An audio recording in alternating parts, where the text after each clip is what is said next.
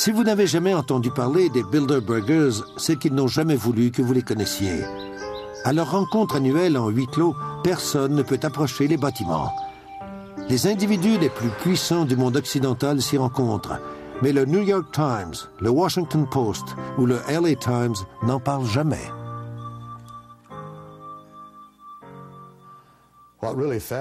Ce blackout de la presse américaine me fascine. Depuis plus de 20 ans, je vais au Press Club chaque jour. Je regarde les dépêches, les archives, et je discute avec mes collègues à qui j'ai souvent posé les mêmes questions. Pourquoi lorsque 120 vedettes de cinéma ou 120 joueurs de football se rencontrent en secret dans un lieu retiré pendant 3 jours, faites-vous des pieds et des mains pour découvrir ce qui se passe?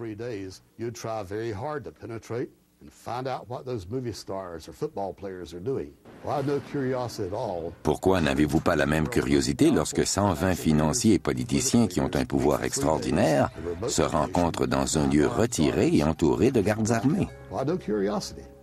La sécurité est importante mais discrète. Qu'arriverait-il si quelqu'un essayait de se faufiler à travers ces arbres? Je l'ignore, mais je n'oserais pas l'essayer.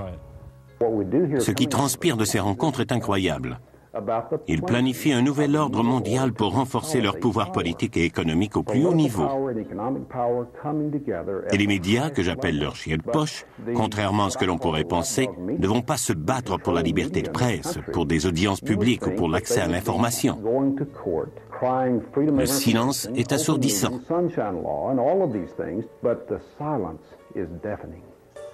Lors de la dernière rencontre du groupe Bilderberg, on comptait parmi les invités le conseiller du président George Stephanopoulos, le sénateur Sam Nunn, David Rockefeller, l'ancien sénateur Lloyd Bentsen et Henry Kissinger. Un mois plus tôt, 50 groupes libéraux se sont rencontrés à Washington pour discuter de leur opposition aux banques internationales et à la globalisation de l'économie.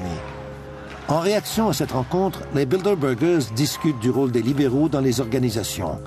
Le mouvement séparatiste au Canada est aussi à l'agenda. Ils analysent comment les provinces fragmentées de ce pays pourraient être absorbées par les États-Unis. Ils discutent également de l'expansion de l'ALENA, de l'Alaska jusqu'au Chili, pour augmenter les profits des entreprises en encourageant les compagnies américaines à déménager en Amérique latine, où la main-d'œuvre est moins coûteuse et les lois environnementales moins sévères. Le groupe Bilderberg, le Conseil des relations étrangères et la Réserve fédérale semblent tirer les ficelles de nos vies comme des marionnettistes au sommet de leur art. Est-ce la vérité ou simplement les divagations de théoriciens de la conspiration? Les gens qui traitent les théoriciens de la conspiration de théoriciens de la conspiration ne sont pas les théoriciens eux-mêmes. Nous parlons de faits. Le groupe Bilderberg existe. La Réserve fédérale existe. Les membres du groupe Bilderberg sont ceux qui contrôlent la Réserve fédérale. Voilà des faits. David Rockefeller a remercié les médias en personne pour avoir étouffé toute l'affaire. Il a dit « Sans votre aide, nous n'aurions pas pu mener à terme notre expansion mondiale. » Ils conspirent pour éliminer les États-Unis tels que nous les connaissons, simplement en faisant disparaître notre identité nationale. Pourquoi les principaux médias ne parlent pas de ces choses? Pour répondre, il faut savoir à qui appartiennent ces médias. Si on regarde la liste d'invités aux réunions du groupe Bilderberg, on peut y voir Katharine Graham, la propriétaire du Washington Post. Il y a aussi Conrad Black, qui est un magnat de la presse au Canada et en Europe. Il a lui-même organisé l'une de ces réunions il y a quelques années. Chaque année, ils se rencontrent en secret. Et il y a un blackout total de la presse. Aucun de ces journaux ne rapporte ce qui s'y passe. Dans notre pays, la presse est le 4e pouvoir. Vous avez le pouvoir judiciaire, le pouvoir législatif et le pouvoir exécutif du gouvernement. Puis vous avez la presse, qui a le devoir de garder un œil sur les 3 autres. Si les dirigeants des 3 autres pouvoirs travaillent de concert avec les dirigeants du monde entier pour déterminer les politiques économiques, les guerres et les droits humains, alors la presse a la responsabilité de s'ingérer pour informer le peuple. Il y a quelques années, en 1997, la femme du président a assisté à l'une de ces rencontres en Géorgie, et quelques journaux locaux l'ont mentionné. La première dame des États-Unis en réunion avec des personnes qui veulent possiblement contrôler le monde. Ça aurait dû faire la une de tous les quotidiens. Les banquiers internationaux constituent le cinquième pouvoir et ils ne pourraient rien accomplir sans le contrôle des médias électroniques. Ce qui les dérange le plus, c'est la montée d'Internet, du câble et de toutes ces émissions de télévision ou de radio qu'ils ne peuvent pas contrôler. Ils ont besoin de ce contrôle, sinon ils n'arriveront pas à leur fin. Ce qui peut sembler une conspiration aux yeux de quelqu'un ne relève peut-être que du privé aux yeux d'un autre. En fait, le groupe Bilderberg a une véritable atmosphère de club privé. On ne peut y entrer que sur invitation. Quand on s'arrête à des groupes comme le Conseil des relations étrangères, les Bilderbergers, la Commission trilatérale, il ne faut pas oublier que les banquiers travaillent au niveau international. Les banques centrales de tous les pays travaillent ensemble.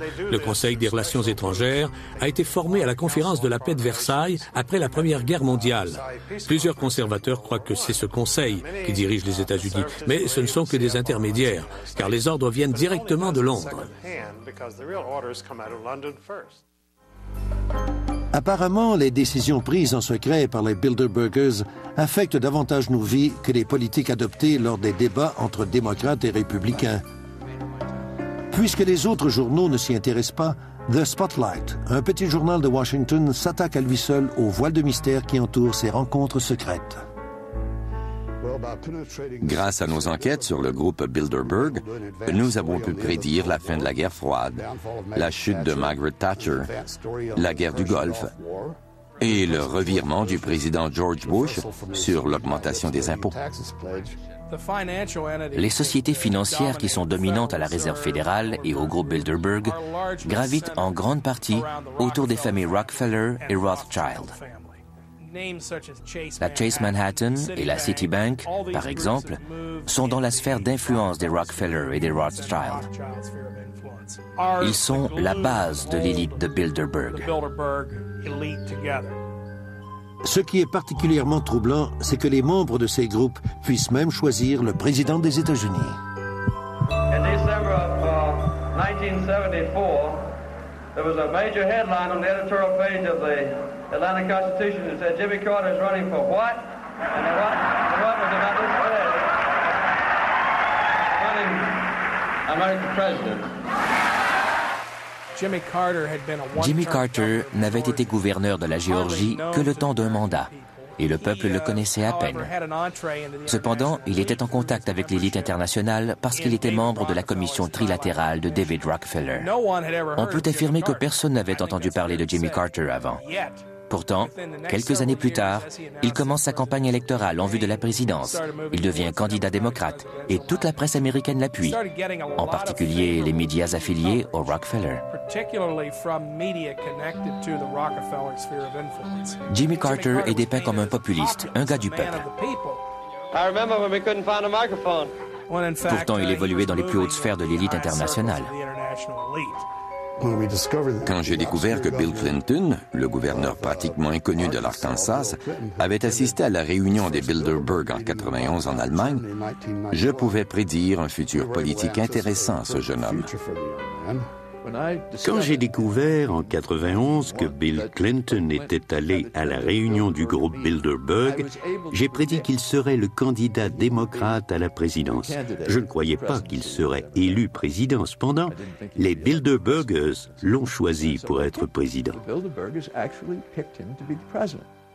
Will, to the best of my ability, preserve, protect, and defend the Constitution of the United States.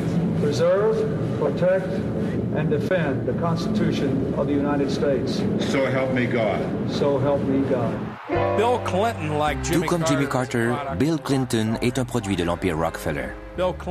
Mais il est encore mieux placé que Carter, puisqu'en plus d'être membre de la commission trilatérale, il a été invité à faire partie du Conseil des relations étrangères. Clinton avait donc la bénédiction des Rockefeller et des Rothschild. Comme tous les enfants américains, j'ai grandi avec le sentiment que le président des États-Unis était l'homme le plus puissant du monde. Ce n'est pas ça du tout. Même Bill Clinton a admis qu'il n'était qu'un président virtuel dans un de ses discours en 1998. Just when you think the economy's stable, just when you think you're made in the shade, someone changes the rules.